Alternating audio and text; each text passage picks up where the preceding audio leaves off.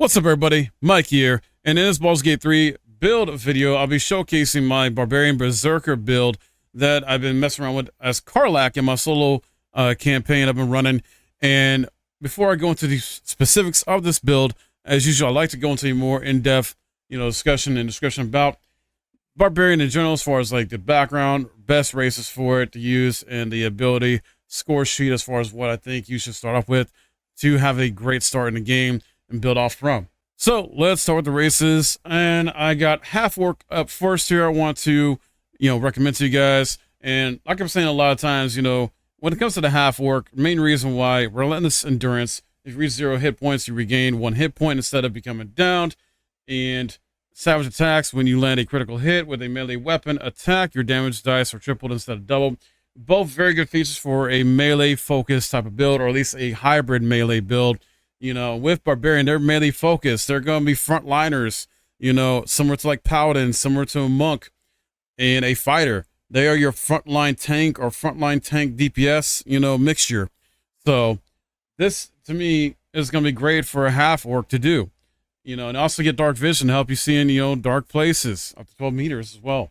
Next, I would suggest the dwarf, because you get dwarven resilience. You have an advantage of saving throws against poison, and you have resistance to poison damage.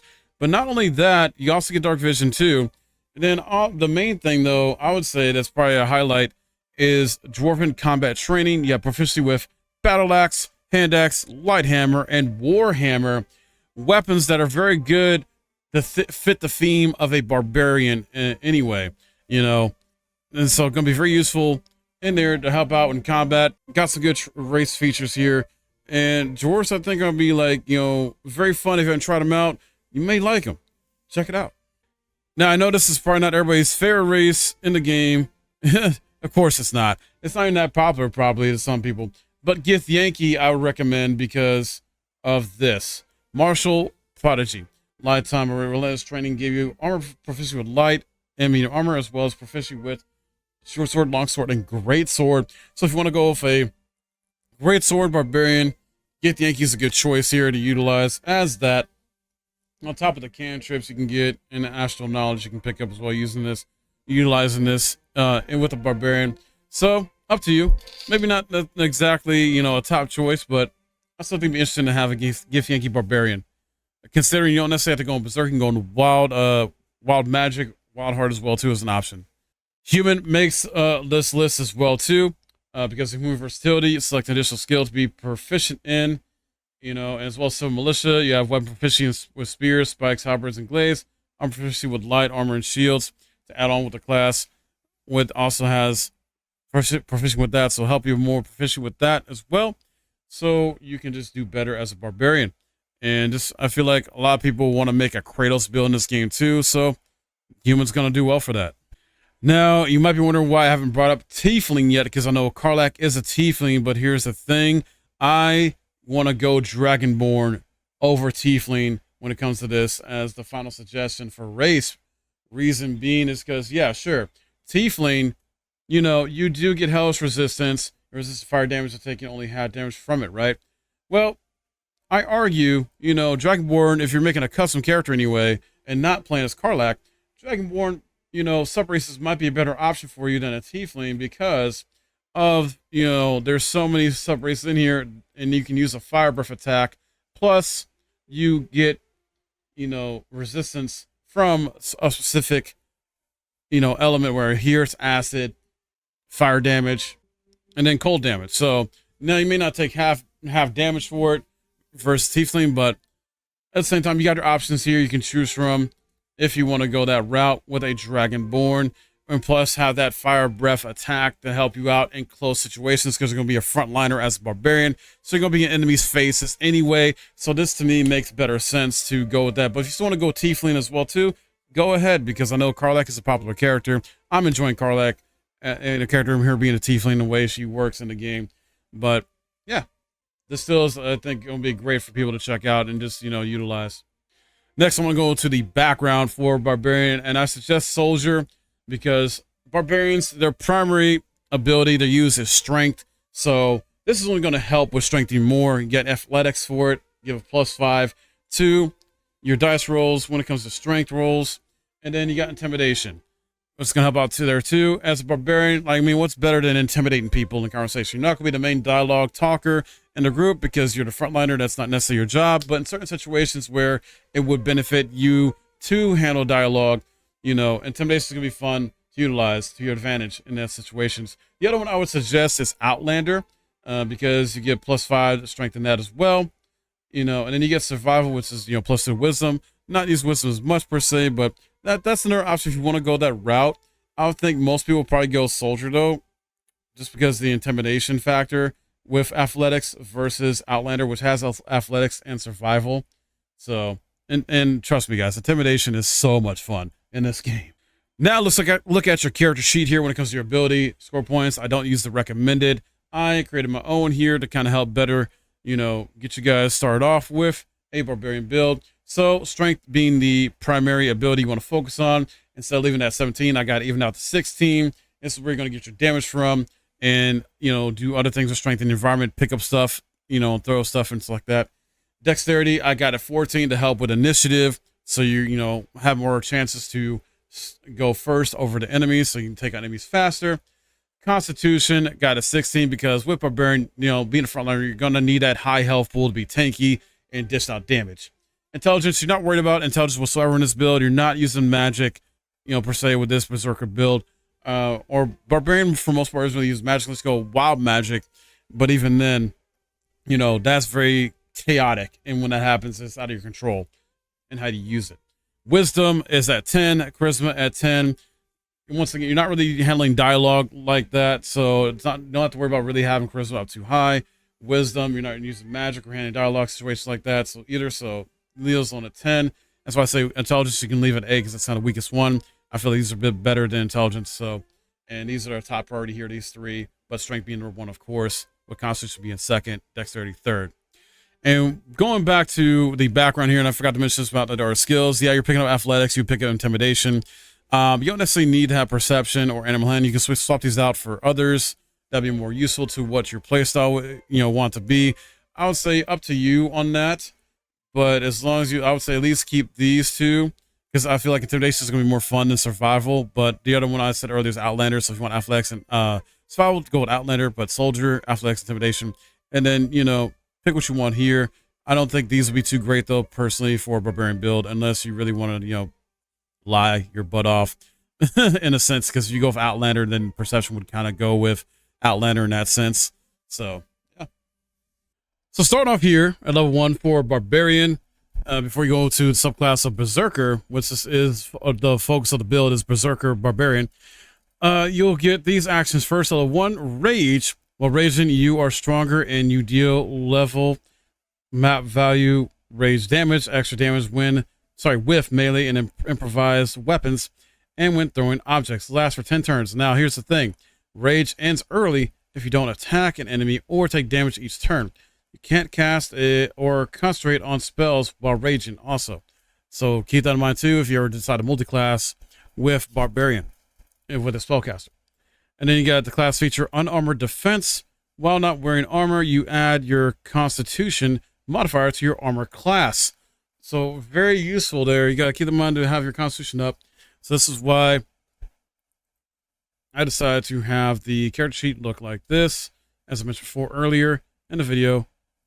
That way Constitution helps with the armor class. All right, then at level 2, Danger Sense is what you pick up. You sense when things aren't as they should be. You have advantage on dexterity saving throws against traps, spells, and surfaces.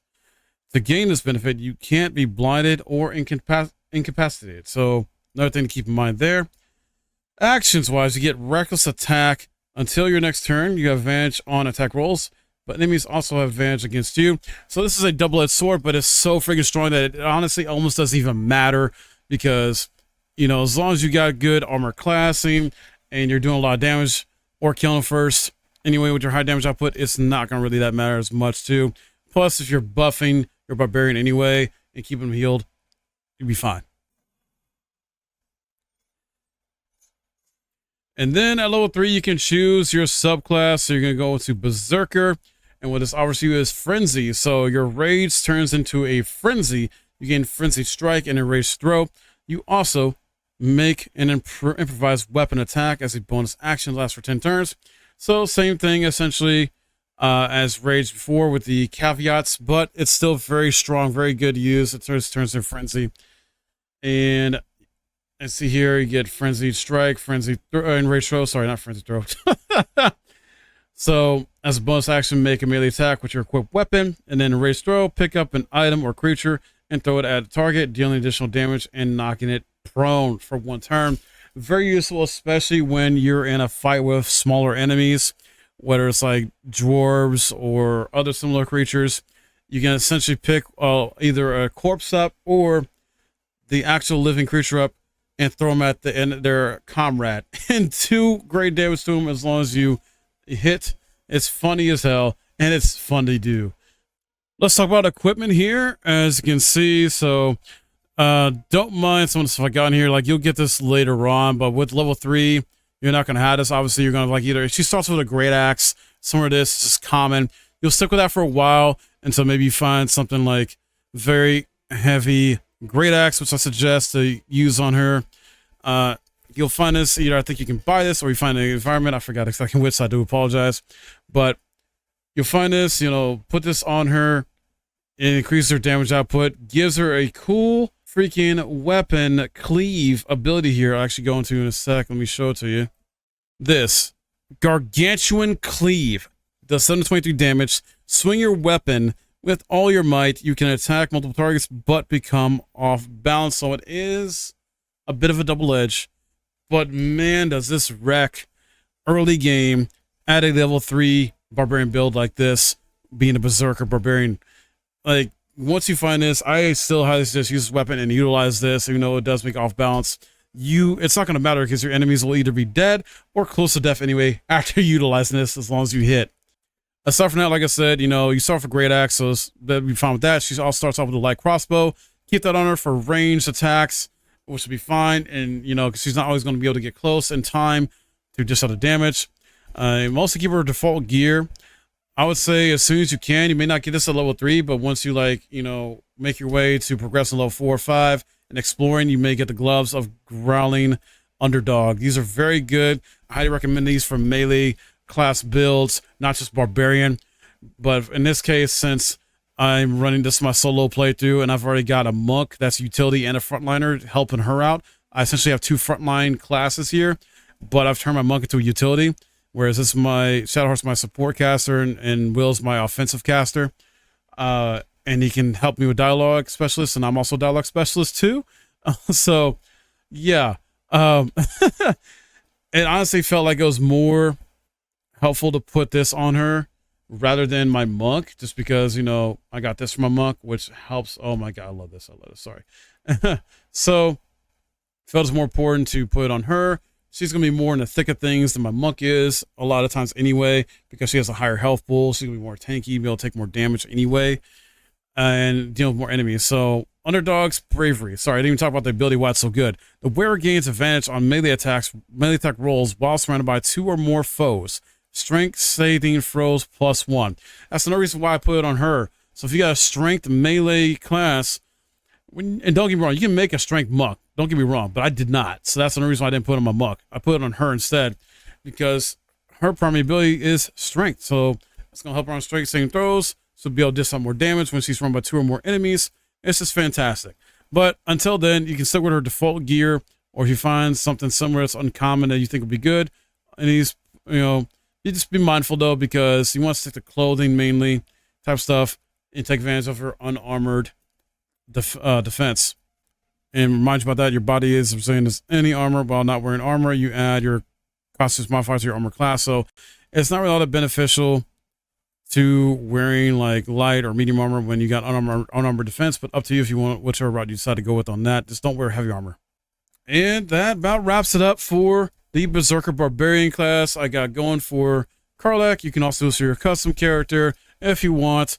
And this is just one of the variations. This early game's level 3, so still a lot of fun to utilize at this level. And just wait until I show you the level 6 version of this. as well as the level 9 and level 12 version, once I have all those. It's going to be fantastic. Oh man, I get so excited. This game has me so hyped. Hopefully this was helpful to you. You enjoyed this. Let me know in the comments below what your thoughts on this, your builds you're doing with Barbarian as well too. And drop a like, subscribe if you're new, hit that bell for notifications so you stay up to date on all my content here. Stay tuned for more, guys. I got more BG3 coming at you. As always, thank you for watching. I'll see you next time.